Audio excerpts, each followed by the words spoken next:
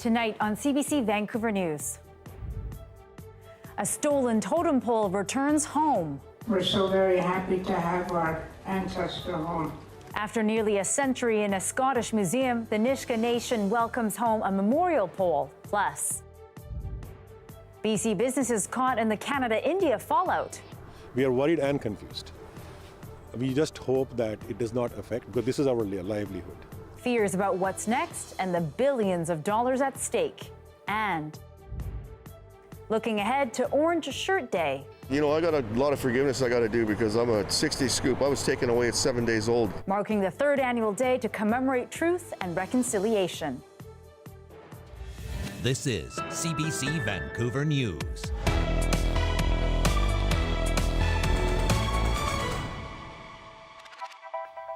Good evening, I'm Lien Yeung. Thanks for joining us. Anita is away tonight. Tomorrow marks National Truth and Reconciliation Day. And for the Nisga'a First Nation, reconciliation is tangible tonight, with a precious totem pole stolen nearly a century ago, now returned. And as Lindsay Duncombe explains, it's the result of a shift in attitudes half a world away.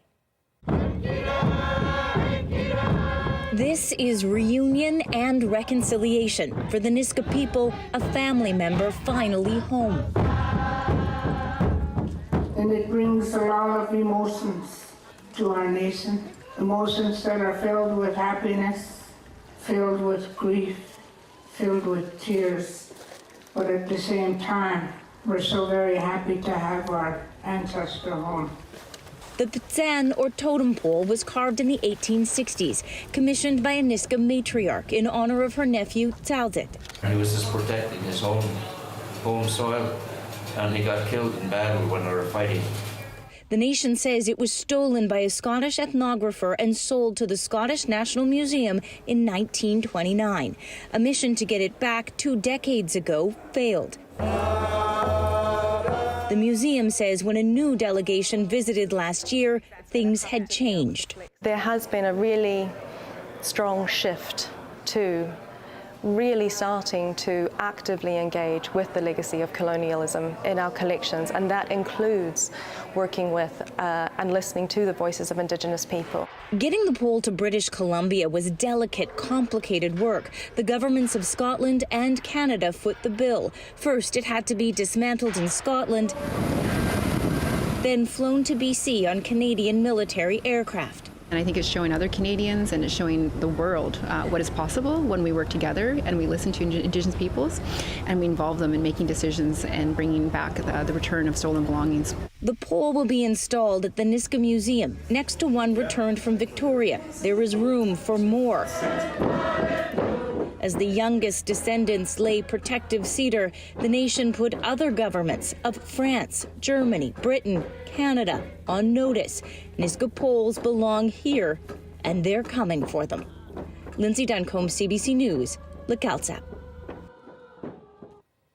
As Canada and India's diplomatic spat continues, some businesses here in BC say they're caught in the fallout. Suspension of visa services has limited travel for some, and fear is growing over what's ahead. Experts say billions of dollars could be at stake. I headed out to Langley to speak with some business owners. In any plan in farming, you had to be at least 6 months out planning. Right. So it's kind of scary now. Yeah, it's very scary. Sonny Brar is worried about what to do next with his 40-acre blueberry farm. Local sales have been slumping, so for the first time this season, he branched out and successfully sold about 10% of his yield to India. Is our investment, is it dead in the water, or is it going to be something that can, grow further? He had some help to facilitate the export. This Surrey businessman says it took decades to build those relationships in India. And ever since, Prime Minister Justin Trudeau accused the Indian government of being involved in the killing of a Surrey Sikh activist. He sees the political standoff as a setback. We are worried and confused. We just hope that it does not affect, because this is our livelihood. India is BC's 5th largest trading partner. In 2022, the trade of goods and services between the two countries was worth almost $20 billion, a new record. And new trade negotiations between the countries were underway. We are really disappointed as to what is going on right now. At Surrey's Board of Trade, business with India has been a focus for decades, starting with a trade mission in 2011. When the nation recently suspended visa services in Canada, Haberman says businesses here took a hit. We know when we have to do business in any country, you have to go on the ground in order to develop those relationships. This couldn't have come at a worse time. Trade analysts say the concern over what's next is warranted, but over the long term, the prediction is that trade will persist, much like it did when ties between Canada and China broke down several years ago. When the relationship was at its all-time low, trade continued to grow. But Dade says that's as long as neither country intervenes with measures like sanctions or embargoes. For business owners like Brar and Dumais, it's what they're hoping for. Because India has other options. So as a business out of Canada, we are worried. If they would say, okay, it's not there, they would say, it's fine, we'll find some other origins. But for us, this is our livelihood. Because they can't afford otherwise. Lien Yeung, CBC News, Langley. Housing Minister Ravi Kahlon has outlined his government's focus for the upcoming legislative session. It starts next Tuesday, and the province is expected to introduce more legislation aimed at building housing faster for middle-income earners. As Mira Baines reports, it's getting mixed reactions. We need the federal government more involved. The province hopes to make a dent in BC's housing crisis with a suite of legislative bills this upcoming session.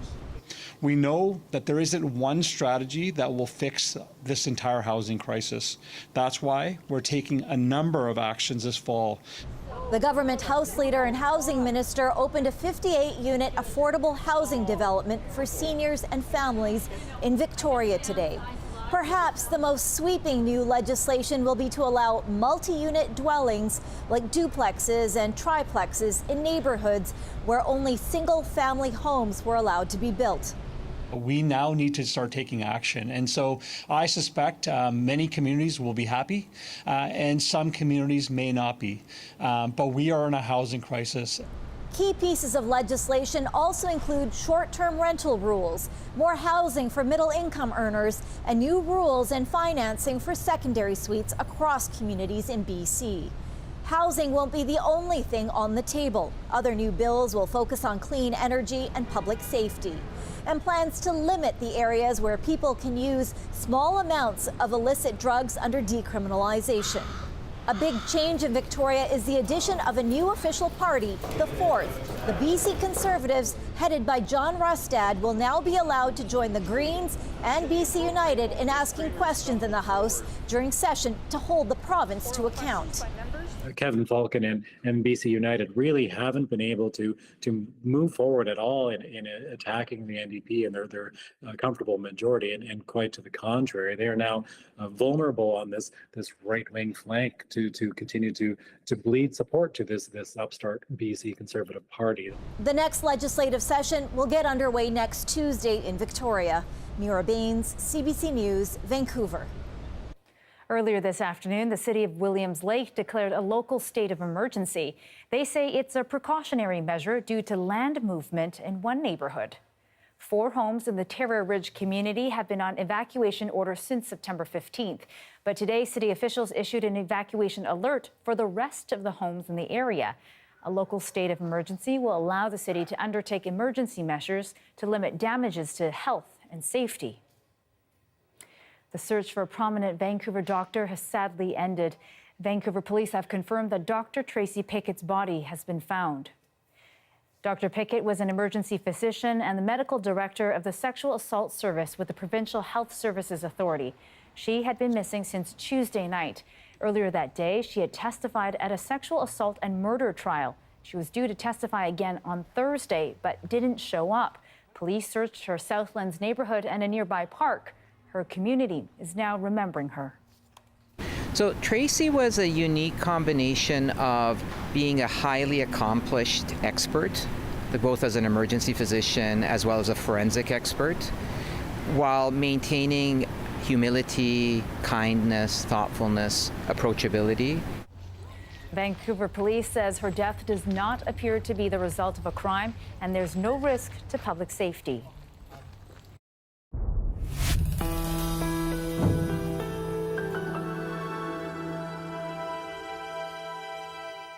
Tomorrow marks the National Day for Truth and Reconciliation in Canada. And across BC, some communities have already begun honoring survivors of the residential school system, as well as those who never came home. Everybody paddle forward! In Kelowna, members of the RCMP joined the West Bank First Nation to paddle across Okanagan Lake to West Bank Beach, where there was a ceremony that was held. I'm very proud of the RCMP's efforts to work with Indigenous people across the country to deal with the truth and reconciliation issues that we have and move that forward and put us in a better place. I think it's getting better slowly, and there's there's a lot more support for the Indigenous community and peoples, and I have hope for it to change. This is the second year the Kelowna RCMP has been invited to participate. Well, tonight is the last night to see Bunk 7. The play, showing at Burnaby's Shadbolt Centre for the Arts, centers on the true story of 6 young Indigenous teens at a residential school in Alberta. Our Wamish Hamilton has more on the influential survivor who wrote the play and why his work is still relevant today. This is Larry Gnu, a Nisga'a man, lawyer and MLA for the former riding of Atlin. He helped write the Nisga'a Nation Constitution, fighting for rights during a hostile time. As a teen in 1961, Gnu was forced into the Edmonton Indian Residential School. This place scares me sometimes. What? There, he and other boys bonded with a kindly caretaker. One day, that man was fired because he raised concerns of sexual abuse against children. Students rose up and rioted. These scenes are from those moments, imagined for the stage in a play called Bunk 7, written by Gnu. But he never saw his work come to life. He died in 2005 at age 65, before his manuscript was complete. But friends and family took it on for him, wrote the final lines. It's now in Burnaby after a successful run in northern BC. Growing up, my grandparents and my great-grandparents and my great-great-grandparents went to residential school. Nick D'Angeli plays Gray, a character based on Gnu. I can definitely feel it in those certain moments, right off the bat, once the lights comes on, is Gray's walking around the bunks. He's checking it out, he's looking around, and he's just seeing where he was at, because before he was in a TB sanitarium. And so he's trying to get the understanding and the understandings of what it's like in this school. And it's almost like I'm seeing that, I'm walking into that. Seeing his work performed has meant a lot to Gnu's sister, who didn't know him growing up. I didn't know him at all. He was gone before I was even born. He was sent away to residential school, and then he ended up, I believe, in a sanatorium for 3 years. He had TB, and then back to residential school. Watching Bunk 7 gives her a glimpse into his life, his character, and ensures his legacy lives on. I think he would love it. I think he would be proud, and he would be happy that his family has continued on to carry on his work. Wamish Hamilton, CBC News, Vancouver. And in honor of National Truth and Reconciliation Day tomorrow, some Vancouverites are wearing orange. We went out on the streets to ask how people are commemorating the day. What it means to me is like a change. So, I got a lot of forgiveness I got to do because I'm a 60 scoop. I was taken away at 7 days old. To support all of the Indigenous children who are not treated very well, and we have to remember to take care of all our children, especially the ones most vulnerable. It's recognizing my privilege as a white settler, European heritage, and that I'm existing and working on land that's unceded territories. Just feel so sad and very compassionate about supporting them in any way I can. Events to honor truth and reconciliation are happening across the province, and CBC will bring you more coverage later in the show and, of course, tomorrow. We understand this coverage can be upsetting and invite painful feelings or memories. If you or someone you care about is looking for support, you can reach the National Residential School Crisis Line at 1-866-925-4419. It operates 24 hours a day and is available for survivors, intergenerational survivors, and their loved ones.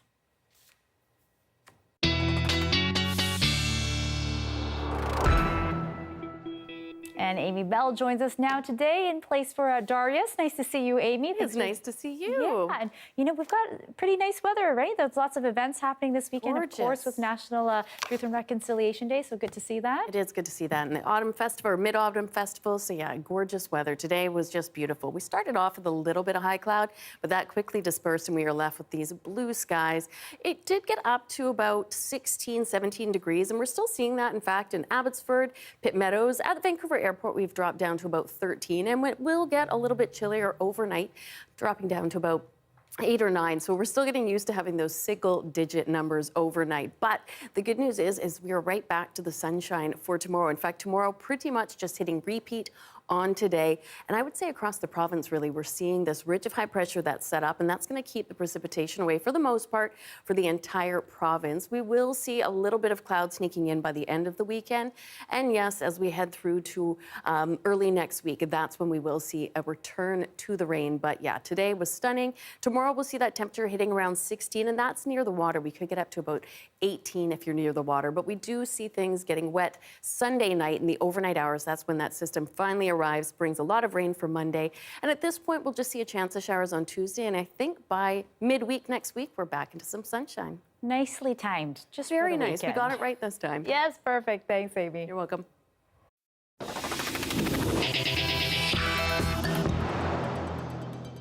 And in many parts around the world, communities are celebrating Midautumn Festival this weekend.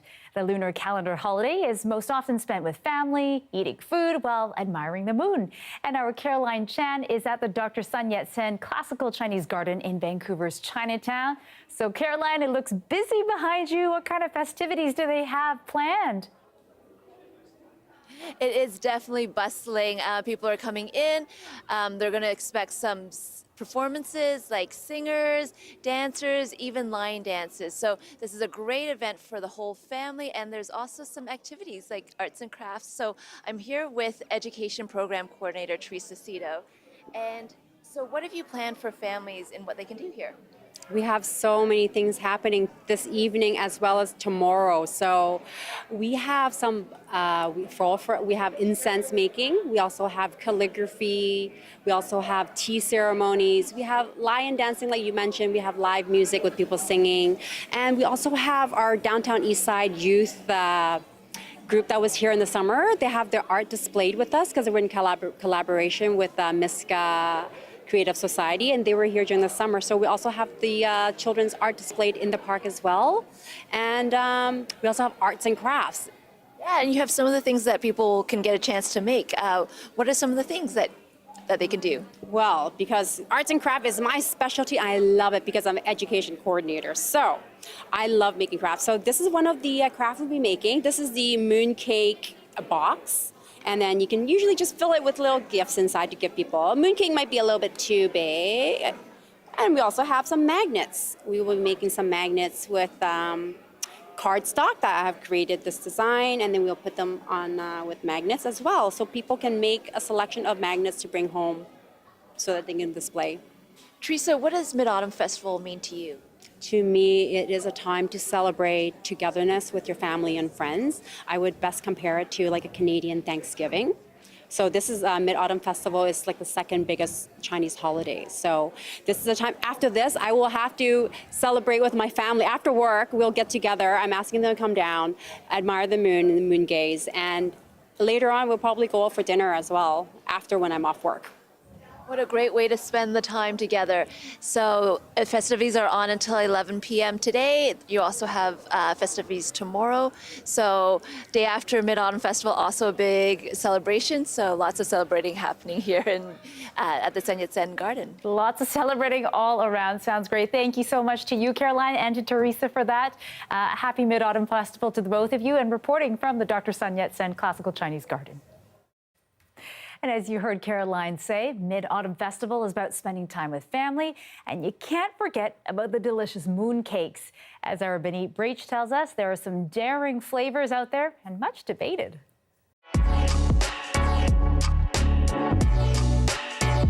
What's your favorite? Do you have any? They have egg yolk inside, right? You can try them. You can try it.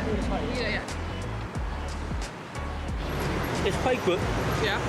Just like the one I tasted back in Hong Kong. Yeah. What would you rate this one, the first one you had? 7. Okay, so let's start with this one. This is the egg. I just don't like egg yolk. I'm not a big egg yolk person, so. What would you rank it out of 10? A good 8, because it's like traditional, you know. But do you like it? What would you rank it yourself? You don't like egg yolks, what would you rank it? Like a 7? 7. It's so big. What do you rate it? Oh, where do I go? 9. 9. You like that one, hey? What do you like about it? Because it has like multiple flavors. You know, the outside like sugary, and the inside like a bit salty. Which when the flavors combine, it's a wonderful tasting. When you were with your family, did you celebrate Yes. it? And Yes. how did you do it with your family? Eat moon cakes and have a family dinner. Every moon festival, the family will come together to have a dinner, to chat about recent things. Yeah. So it's just gatherings. We celebrate this every year, and the time differs based on the calendar. And we like family reunite, and we like appreciate the moon together and have some like nice meals together. Next up, we got matcha. Which one do you like? I haven't tried any of them. You're interviewing people, but you haven't tried any. I'm gonna do it at the end. Why is that flavor like that? It's got some tangerine in it. Oh, this is so bad. Not a fan? Mm-mm. I love red bean, but this is so bad. I don't want to. This is so bad. This one is cranberry and red wine. Wine. You gotta try it. Yeah. All right, here we go.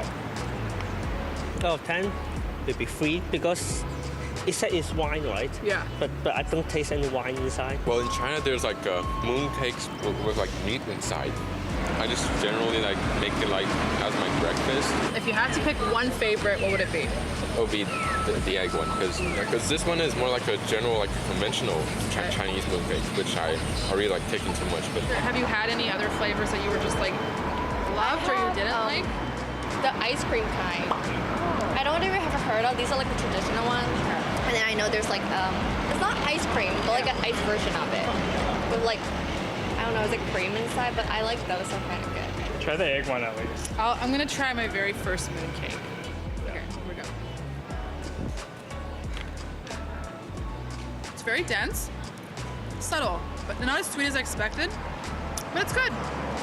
My vibe, I like it.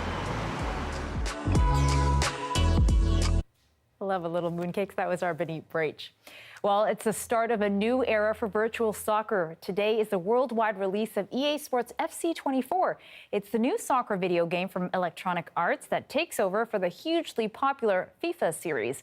It was developed at EA Studio in Burnaby. And as our Lawrence Watt reports, the ties to Metro Vancouver don't end there. It's a franchise that's won over millions of fans and left a legacy that goes beyond gameplay.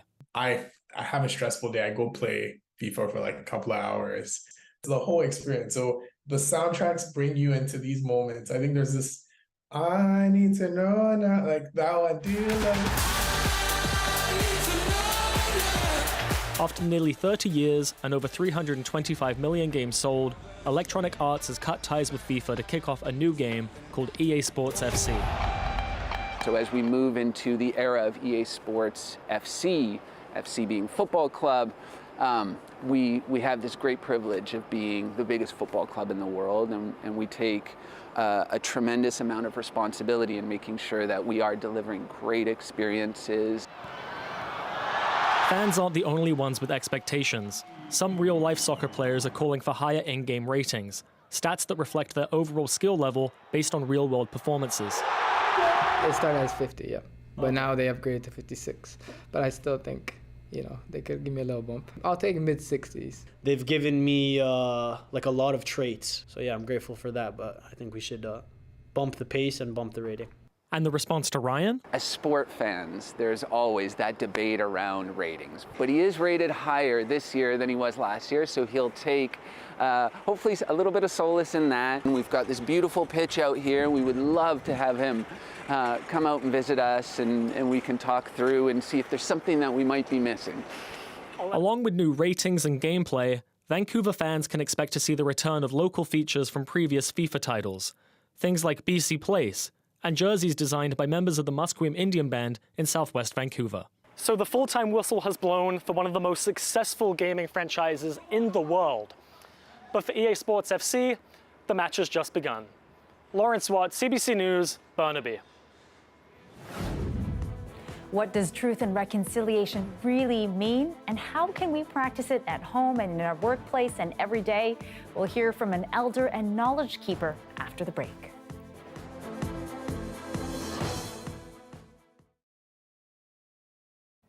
And thanks for watching our commercial-free live stream. Alberta's population is booming. In fact, more people moved there last year than to any other province. But as Anis Hajari reports, the bigger the population, the greater the demand on resources. I'm standing in front of something that a lot of folks in Toronto or Vancouver don't get to see very often. When politicians said Alberta was calling, in Toronto, Michael Monge answered. The dream of owning a home in Toronto, you would get more value in Calgary, or at least that was the thought. A campaign to lure others to Alberta maybe worked too well, as new Calgary transplants are finding out. You're seeing herds of people lining up for a reasonable condo. And when I say reasonable, it's like less than $1,800. Alberta saw the highest number of people moving there from other provinces last year. More than 56,000 people net from other provinces, a record. But record numbers mean strained services for those from Canada and around the world. When you have to wait, anywhere from 6 months, maybe even up to a year to just access your first English language class, that sets you back. Population growth can mean economic growth too, but adds challenges. It takes a while to build more infrastructure. It takes about roads, utilities, and all this. So we have to adjust to this, and on a scale that we've never had to do before.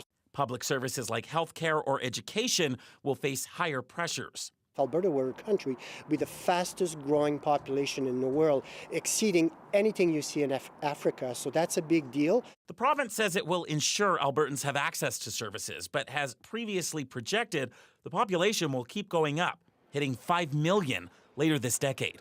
Anis Hajari, CBC News, Calgary.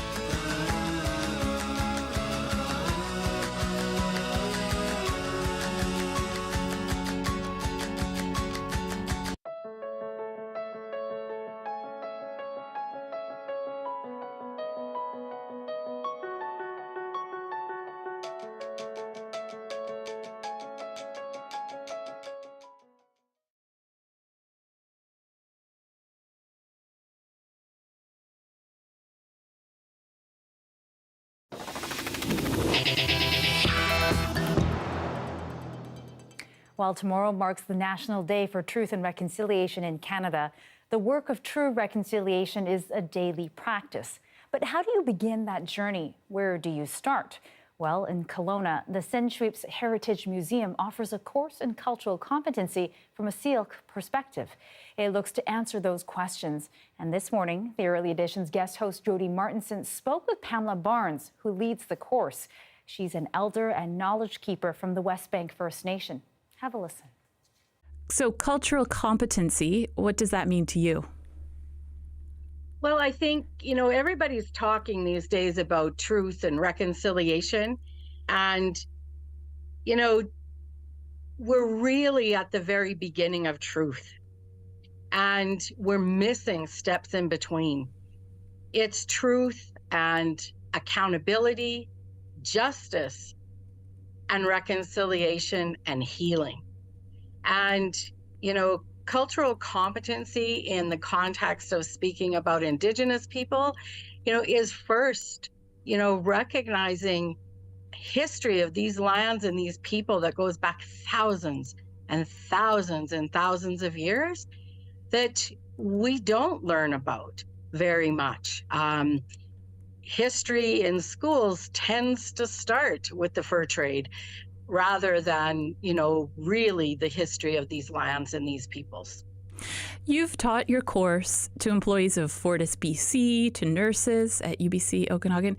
Can you take us inside those rooms? What's been most surprising to you? One of the most surprising things that we hear on a regular basis is shock and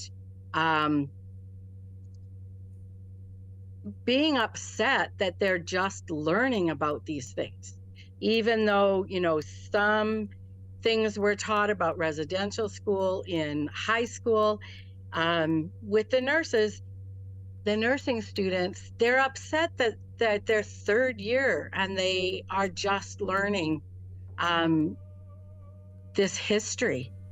And that's it doesn't surprise me, but I think it's indicative of the position that we're in, that this has all been ignored. And still at this point, we've had this National Day for Truth and Reconciliation. Now we're going into the third year. It feels like these past couple of years have had more honest conversations and certainly a lot more. But you're still hearing from nursing students that this is new information. Well, like I said, we are just scratching the surface of truth. The Truth and Reconciliation final report, spoke about, a little 4,000 unmarked, undocumented graves that were expected to be found at various residential school sites. We're now well over 10,000. And we've just started that process. So I think that we're just at the very beginning stages. And there's so much more to come. And the most difficult parts are yet to come. When we have to put shovels into the ground, and when we have to try to determine these little people, who they are, what community they come from, what family they belong to, and make tough decisions. Are we going to bring them home? And there's not going to always be agreement about how to go forward. We have gut-wrenching work to do. And there's the question, will the Canadian public be walking alongside of us with that? Or will it disappear from the news feed? Centuries-old treaties and the work needed to deal with them properly. How some First Nations are revisiting their role in preserving their history after the break.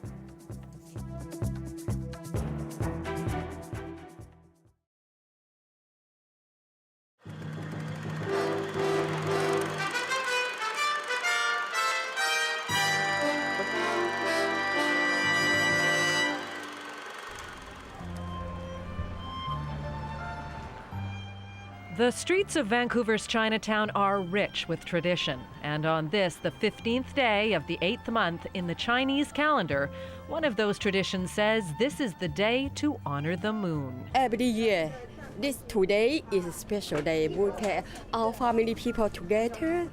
Around the world, people celebrate with rituals that go back thousands of years. Not only mooncake, with this too, that's what we call was Julong. During the Midautumn Festival, that day in the year when the moon is at its roundest, families head outside carrying lanterns and eating little pastries called mooncakes. Once a year, just like the Christmas cake. And people also like it, just some different tastes. The mooncake is a big part of this celebration. At Maxim's Bakery in Chinatown, they sell tens of thousands of them. They taste good? Oh, you got to try it. I tried the one with the yolk and the red bean. History says in the 14th century, these dense little cakes were used to overthrow a dynasty. Long time ago, then there was they put the message inside of the mooncake. The message said, revolt on the 15th day of the 8th moon. Ever since, they've become an integral part of the festival. Do you have a big sale on them tomorrow? Maybe. Millions are sold around the world. A sign of respect when given to elders, a smart business move when given to employees. But like so many traditions, it isn't what it once was. More for the old traditional people, Chinese. The reason? Fatty and greasy. You don't want them. They just smell good. Not healthy, be honest with you. I'm sorry, that's not the right answer you want to hear. Still, when the moon rises tonight, families around the world will look and pay homage to the miracle that is Mother Nature. Deborah Goebel, CBC News, Vancouver.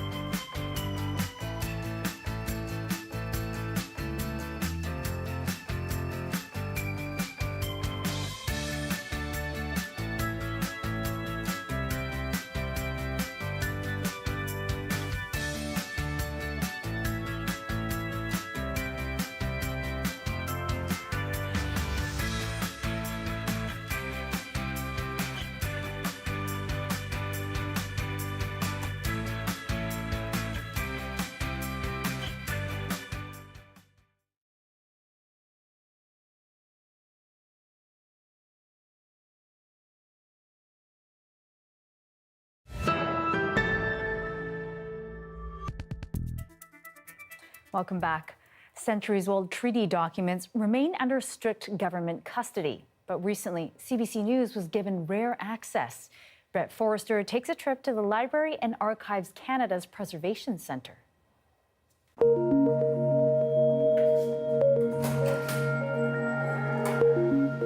This is where the treaties rest. And so this is the vault. In the bowels of a government preservation center in a secure vault amid rows of priceless artwork and historic treasures, the sacred agreements between First Nations and the Crown lie locked away. So this is where the treaties would be stored? Yes, this is where the treaty is stored. For Lien Yeung, treaty preservation is a hands-on affair. The Library and Archives Canada official carts this one from the cool, climate-controlled vault through the winding concrete of the department's Gatineau, Quebec facility up to a sunny lab on the upper floor. So what we have here, it's the James Bay Treaty number 9. It's the amendments of the Treaty 9, or adhesions. She traces the fine craftsmanship of this adhesion to Treaty 9 in Ontario, highlighting its ornate gold tooling, black goat leather binding, and sturdy parchment pages. With our job in conservation, we're always finding the balance between access, which is what we're doing now, but also the long-term preservation. And Treaty 11... That's the delicate dance now on display. While the public can see these documents on request, few get this close. And while sending them to visit their home First Nations is cumbersome, it does happen, says Yeung. A lot of people get very emotional as well because these are their ancestors. It's a very big connection to the past. That's the case for lawyer and former Couchiching First Nation chief Sarah Mainville. She got the chance to see the original Treaty 3 while on loan to the First Nations in that territory in Western Ontario and Manitoba. It's meaningful to see the document. And something communities shouldn't have to wait another century and a half to see again, she adds. The Anishinaabe, should have more regular visits with these documents. It shouldn't take 150th anniversary. It's easy to feel the power in that presence. Early treaties looked like this. The Huron Tract Purchase of 1827. It opened up a swath of southern Ontario to European settlement, yet it looks like it was scrawled hastily across this single piece of now faded parchment. Compare that with these copies of Treaty 11 or the Williams Treaties, both signed roughly a century later. The careful crafting signals the evolution of treaty making in a new country, but it can't conceal the colonial intent. They're really only showing a partial story, or we're not really seeing any of the Indigenous perspectives of that documented record. The prevailing attitude at the time was that Indigenous people were going to disappear and assimilate into mainstream culture. So what does reconciliation look like in here, the Canadian government's official memory? That's a key question for a department that hasn't escaped criticism amid calls for all sectors of society to contribute. It's more than a little ironic for Claudette Commanda to learn where the treaties live. In these steel drawers. Yeah. Her people, the Algonquin Nation, never signed a treaty, meaning the land that both Gatineau and Ottawa occupy was never surrendered by First Nations. Just one of many hard truths she says the country isn't ready to hear. There are many deniers out there that feel that the treaties mean nothing, that the land was meant to be taken. So are they ready? Is Canada ready for the truth? No. And while reconciliation may be messy, she says this solution is simple. The government should be working with First Nations, with Treaty Nations, to ensure that the First Nations, they have the ownership, the control, and the management of the treaties that belong to them. Is that what reconciliation would look like in this case? Absolutely. Absolutely. A conversation for another day, perhaps. But for now, it's back to the vault. Taking you across the border, New York City is under a state of emergency tonight after torrential rain caused widespread flooding. The governor is pleading with people to stay home. But as Chris Reyes shows us, some aren't taking that advice. You can barely see the concrete jungle through the rain. 15 centimeters falling in a matter of hours all over New York City, turning streets into rivers, storm drains into whirlpools, subway stations into waterfalls. Some New Yorkers living up to their reputation and powering through against all advice, including a state of emergency declaration. And I want to say to all New Yorkers, this is time for heightened alertness and extreme caution. But the warnings were not enough. The rain wreaked havoc on every form of transportation, stranding drivers, commuters, travelers, even students, because schools stayed open. The mayor defended that decision, but parents were frustrated. There's a big flood downstairs in the basement. It's chaotic in the auditorium. It took me an hour and a half. I've been out here an hour and a half trying to get my son. It's pretty bad. It's just flooding in the water, and they canceled all the flights. I'm lost. I feel terrible. I don't even know where I'm going because I'm accustomed to catching a particular train. Now I come, the train is delayed. I don't know when. It's disgusting. For all the inconvenience, a point of pride for officials. No deaths or injuries reported so far. 2 years ago, about the same amount of rain from remnants of Hurricane Ida killed 11 people in Queens after being trapped in flooded basements. Still, this rainfall no less concerning because of the trend it represents. More extreme weather for a city increasingly vulnerable to it. This month is now one of the wettest Septembers in New York's history. We lose more lives of people during flooding events, of which we've had many. And it's not over yet. A flood advisory is in effect until Sunday. Chris Reyes, CBC News, New York. It's taken 27 years, but today a murder charge was announced in the death of rapper Tupac Shakur. The hip-hop icon was gunned down in 1996 after a brawl at a casino in Las Vegas.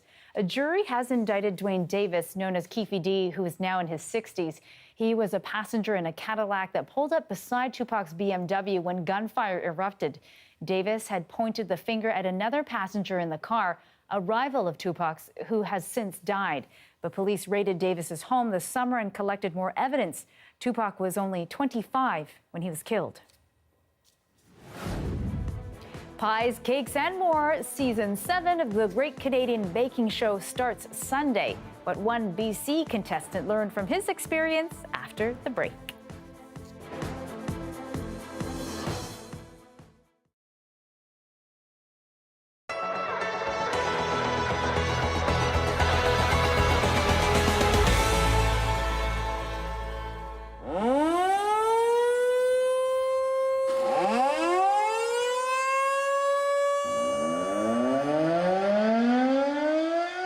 If you're from a small town, you may be familiar with that noise. While I have spent a lot of time in small towns, I had never experienced it until I heard this siren in Thorsby, a place I go a lot. It went off at noon. I was alarmed, but it got me thinking, why is this siren blaring and how did it get here? Well, it turns out many of them have quite a history.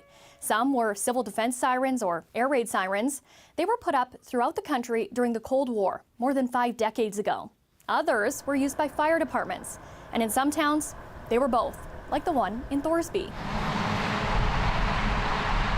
There are also places like Bowden. According to a local history book, the small central Alberta town first looked at a siren in 1943. At that time, it was using the school bell. It wasn't until 9 years later, on July 14th, 1952, that Bowden purchased its siren. And our emergency control center now. And in Wabamun, Bill Purdy, who's been with the local fire department since it started in 1964, remembers when this siren was put in a year later. It was used to alert firefighters of natural disasters and, of course, fires. When they'd get the information done, then they would push a button on the side of the phone, which would set the siren off. And that siren would go for 10 ups and downs. Wabamun moved to a pager system in the mid-1970s, which meant the siren wasn't the primary alert system anymore. Just one of the many changes Bill has seen in his time. It's so overwhelming to look back at my service of, that many years and just see the changes that have happened in the whole fire services right across not only Alberta or any communities, but right across Canada. While these have been going off at noon for more than 5 decades in some communities, I couldn't officially find why that time was chosen. Many people told me it was just to signal lunch, but also we had the siren go every day at noon to make sure it was functioning properly. There are also places like Holden, which is southeast of Edmonton, and is where people hear the sound not just at noon. The siren goes off 3 times a day. Noon, 6, and 9 p.m. And at one point, it also went off at 8 in the morning. As annoying as it is, it's a part of everyday life, especially in small towns. We laugh and say, I wonder what time it is. It's just a fixture. It's like, oh, it's lunchtime. It just works for this village, and yeah, we all really like it. While there is largely no practical use for these sirens now, they are a signal of Canadian history. I guess it's just another piece of history in a small town that disappears, and it's like the go away of the elevators and everything else. Pretty soon what's left. So the next time you're cruising through a small town, stick around until noon. Lauren Fink, CBC News, Edmonton.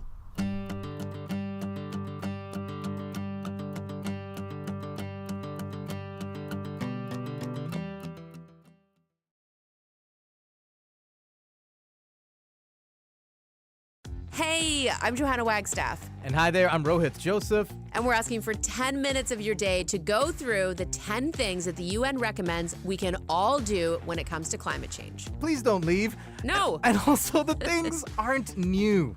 We are just wired to not do them. We promise you to help you figure out your brains, and you and your people can make better choices to combat climate change. 10 Minutes to Save the Planet is available now on CBC Listen and everywhere you get your podcasts.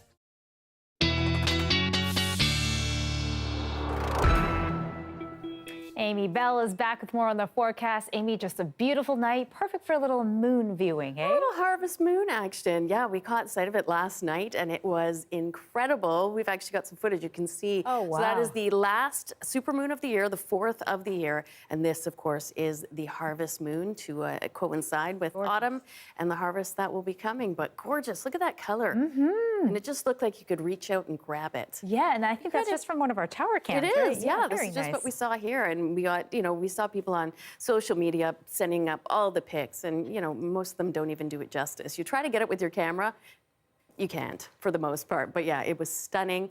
And we'll still look good tonight, but last night and into early this morning, that's when it was at its full capacity. Taking a look at the weather now, of course, we have those nice clear skies, and they are going to continue. So what we're going to see over the next couple of days is a lot of sunshine. You can see this big blob of green sitting off the coast of the north. That is going to make its way to us by Monday, sort of Sunday night into Monday, but a ridge of high pressure just keeping it at the bay for the weekend, which is perfect timing. We've got lots of outdoor festivities that people can take part in and ceremonies. Over on Vancouver Island, just a bit of high cloud, and we'll see a bit more cloud as you're heading out into the Fraser Valley, and a little bit chillier as well in the Hope area. Looking great though in Prince George, up in Dease Lake, still 13 degrees, 12 in Prince Rupert. The one outlier is sort of the Cranbrook area. You will see some showers. We just have a little system that will be dropping down right on the Alberta-BC border. So unfortunately, you could see some showers, but it won't be a total washout for the weekend. We will, of course, sort of see that system hitting the north coast first and in the northern parts of the province closer on Sunday. But then for us, we're going to hold off. So for tomorrow, what we'll see is a high around 16. That's near the water. It'll actually be warmer as you move inland. Overnight, though, dropping down anywhere from about 6 to 9 degrees. And we'll see that pattern repeating for the most part on Sunday. Sunday, though, we'll get a bit more cloud rolling in as the day increases. And overnight is when we'll get the first taste of that rain. Monday will be the hardest rain. It'll be on and off throughout the day, a little breezy at times, and a high around 14, dropping to 11 overnight. Chance of showers on Tuesday, so definitely seeing a few lighter breaks in the afternoon hours. And then by Wednesday, at this point, we're looking at those temperatures getting back up into the mid-teens, sunshine. We're doing well so far for autumn. Mm-hmm, we sure are. That's a very decent fall forecast. It is. Yeah, thanks for that, Amy. You're welcome.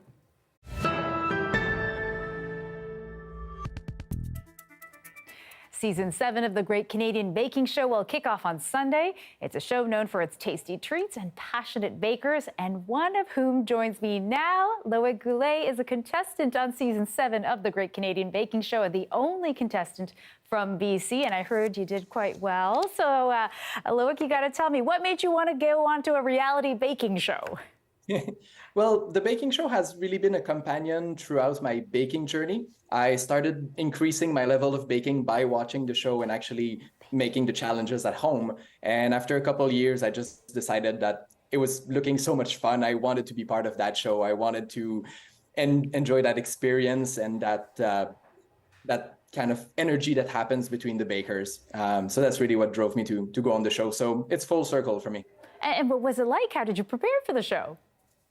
A lot of preparation goes in the show. We know some challenges in advance that we have to practice, but we also have challenges that are technical challenges on the show where we discover ingredients and recipes on site. So to prepare for that, you really have to know your basics. So whenever I bake, I try to remember ratios instead of baking from recipes, to be ready to think on my feet and bake whatever is thrown at me in the tent. And on the show, we see cliffhangers and whatnot. There's some drama. Is that how you experienced it as well? Highs and lows. We are all giving everything we have. So obviously there's a little bit of drama. It's very emotional to be there. For many of us, it was our life dream to bake in the tent. So yeah, I think you'll have a good season with a little touch of drama. Okay, a little bit. It makes for good TV, right? Okay, and Loic, you got to tell me, what's your favorite thing to bake, and give us a tip. I really like to bake with seasonal ingredients, and in the fall, I think it's a great opportunity to discover unfamiliar ingredients like rose hips or sea buckthorn or those heirloom apples that are ripe in the fall. And I love using them in tarts and fruit pies because it just brings the fruit forward. So I think to pay attention to your surrounding and just try to use that in your baking. That's my tip. Very unconventional, very cool. Well, we're excited to cheer you on this season. That's Loic Goulet. He's a contestant on Season 7 of the Great Canadian Baking Show. Thanks for joining us. Thank you so much for having me on the show. How a group of volunteers in Montreal is helping keep homeless cats warm. That story is next.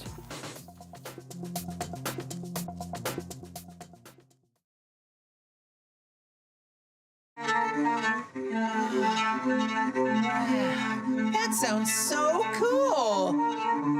Oh, hello there. You see what I did? Well, you're just in time for band practice because my friend Chris Sturgeon is here.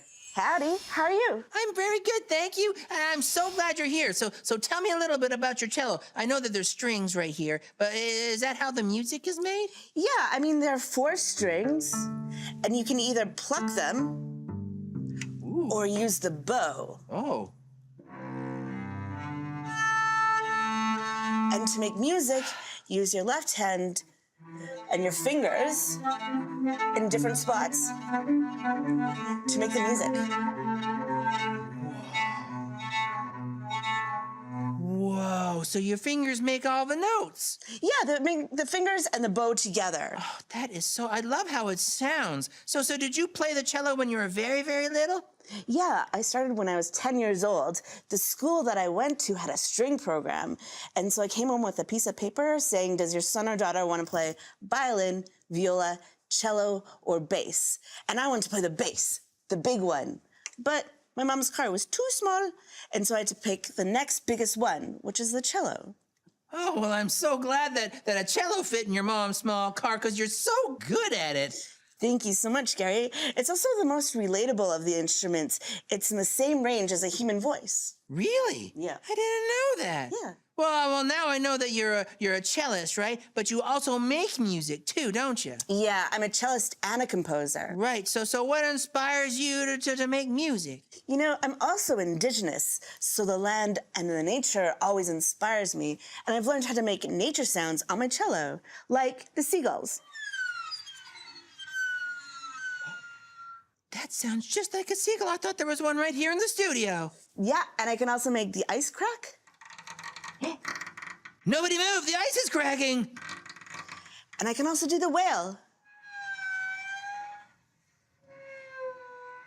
I hear them calling. Yeah, that probably says in whale language, it says, Chris, we love your music. Oh, thanks so much, Gary. Oh, you know what? This is so inspiring. I think I want to be a cello too. Oh, yeah? You want to learn how to play the cello? Oh, why play one when I could be one? Hit it, Chris.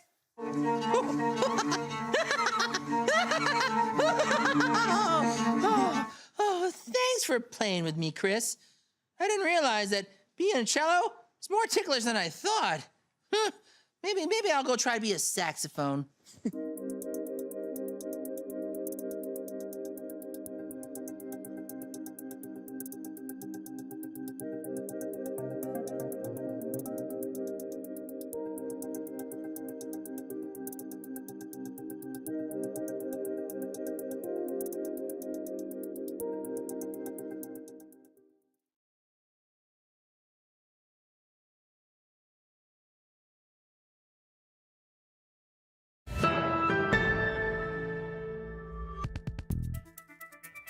Millions of feral cats across the country face long, harsh winters outdoors.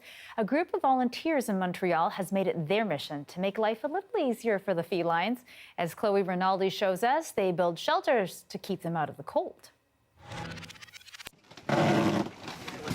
Everyone was given a job in building more than 80 winter cat shelters. Vanessa Anastasopoulos started the project 10 years ago. We need to really get a handle on just the number of cats being born on the street. And when they are there, we want to be able to make sure that they're safe and that they're warm and that they don't get frostbite or worse. She's been doing that by building winter shelters with a group of 35 volunteers. The dwelling is made from styrofoam boxes donated by a hospital, a plastic opening, and insulated sheets to keep the cats warm. A huge misconception about cats, that cats are okay outside, that cats belong outside, that cats are happier outside, and they're really not. I mean, nobody would put a dog outside for 8 hours or 10 hours in the middle of winter. Besides helping the animals survive Montreal's harsh winters, the group also wants to help reduce the feral cat problem. It's partnered with the SPCA's Trap, Neuter, Release and Maintain program. Volunteers trap stray cats, which are then sterilized. From there, they look after them by giving them food and shelter, like in these boxes. You have to maintain that cat for the rest of its life. That's how you will effectively reduce the population. That cat won't be continuing to produce kittens, but will be staying in the territory, using the resources. And it's super helpful because I've seen these houses in the winter. I see the cats going in and out of them. I've had them in my backyard. I've had cats come in and out, and it really does save lives. Anna Sisopoulos says she'd like to see more people get involved. Our shelters get distributed all over the island, but we can only make so many, and we really need other people in other areas of Montreal to start doing the same too. She hopes with more people stepping up, more cats will have a warm place to stay this winter. Chloe Rinaldi, CBC News, Montreal. And all right, that does it for us this Friday. Thank you so much for joining us. Wishing everybody who's celebrating happy Midautumn Festival, Jungtalsi Failok, and I think the Korean community is celebrating Chuseok, so happy Chuseok to you as well. All right, a reminder to watch us on CBC Gem. If you're not already watching, that is our free app. I hope you have a great weekend. Janella Hamilton will be in at 11 o'clock after the National. Have a good